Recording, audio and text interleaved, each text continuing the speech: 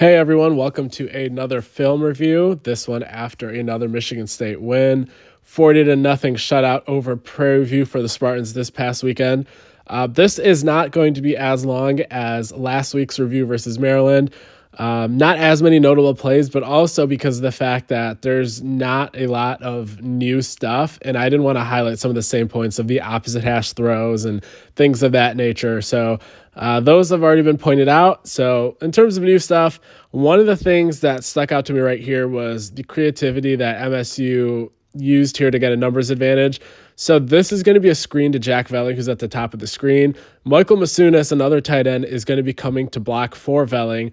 Now, Michigan State, before the snap, obviously, you have just two guys at the top of the screen before Masunas is motioned in, and there were three DBs on that side of the field. So when Masunas gets motioned in, you're not going to get a tip-off of like whether it's man or zone, because like if there were just two DBs over there and then Masunas came in, if it was man, they'd have to motion someone over there. In this case, it could be man or zone. That safety could just have one of those three guys, and they simply want him to stand back there because you want to scatter your defensive backs so they don't run into each other, or it could be zone. So for either reason, he wouldn't move.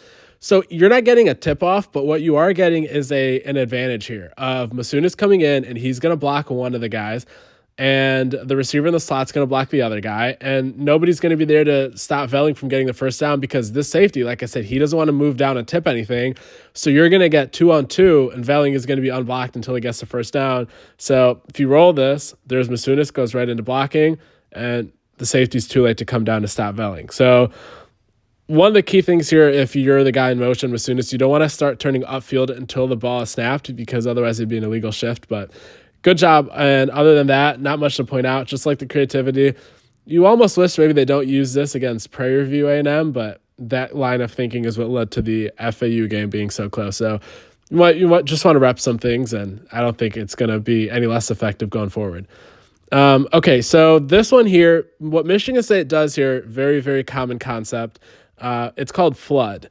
So 3 DBs here, 2 receivers before the snap.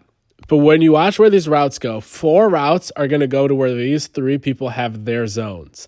And one guy is naturally going to be open as long as the routes are designed in a way where they don't just converge into each other. So if you watch this, Nick Marsh is going to go deep. He's going to take the deep safety off of his spot. Then Karon Lynch-Adams is releasing from the backfield into that bottom half of the screen, and Jack Velling is running his route to the bottom half of the screen. So you're going to have this DB that's on the bottom left right now to the left of the Prairie View sign. He was supposed to have Velling, but he picked up Karon Lynch-Adams since they flooded the zone, and the back DB couldn't help because if I keep running this, you're going to see, oh, he was occupied by Nick Marsh over there.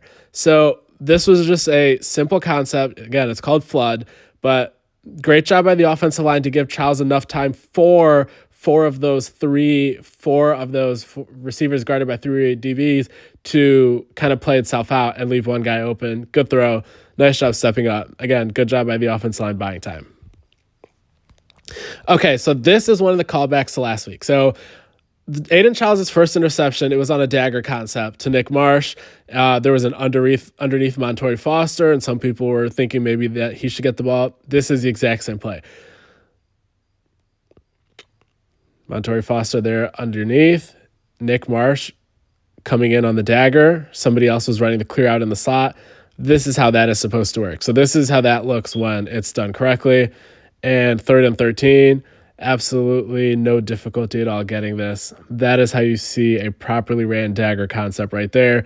Again, could have thrown it to Montorie Foster here possibly, but no need because in the dagger concept, the receiver running the in-breaking route is the first read, and if he's open, he's always going to get you more yards than the underneath. Plus 3rd and 13, you don't want to throw the ball 4 yards past the line of scrimmage anyway, even if the guy's open. So good job on all fronts here.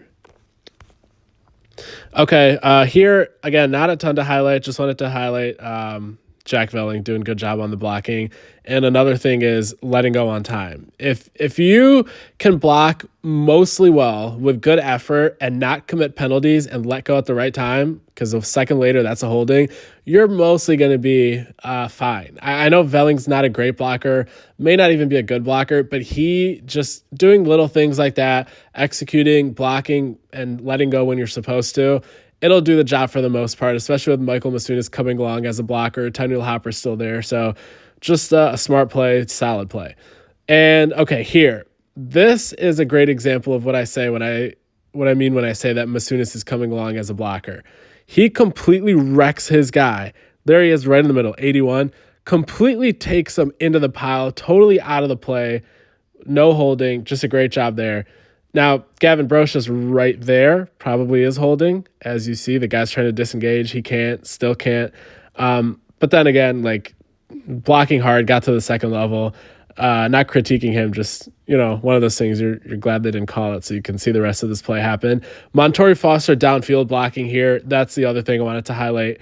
Just good job of him keeping his feet moving throughout the place, being in front of the guy in good position to make the block when the run got to that level. You see a lot of times, it's not even an effort thing, but like guys aren't positioning themselves well while the play's developing. And then even if they want to try to block at the last minute to help their guy, they're out of position. So they either hold or they whiff. So just good job of him positioning himself leading up to where the play ended up. Great play. We'll also see it from this angle here. Just Masunas driving his guy out of the play. Gavin doing what he did. Tyneal Hopper also over there. He cleared the hole out, and then Montori there. So that's the gist of that play. Well done by everybody there. And then this one, obviously the Nate Carter drop. Not going to harp on the drop too much, but wanted to show, rewinding it here, wanted to show that Aiden Chow's off his back foot. So the opposite. So you're supposed to obviously throw from your back foot, transferring the weight to your front foot, driving the ball. He throws it off his back foot with a rush in his face, floats it over the top, just like that, over the rush, right into the breadbasket. And then DV knocks it out. Got to have stronger hands, but all in all, great throw. Just wanted to highlight that. And that was pretty much it for this week. Hopefully next week against a Boston College opponent, there's a lot of more wrinkles that we can break down that haven't been here before, but appreciate everyone watching.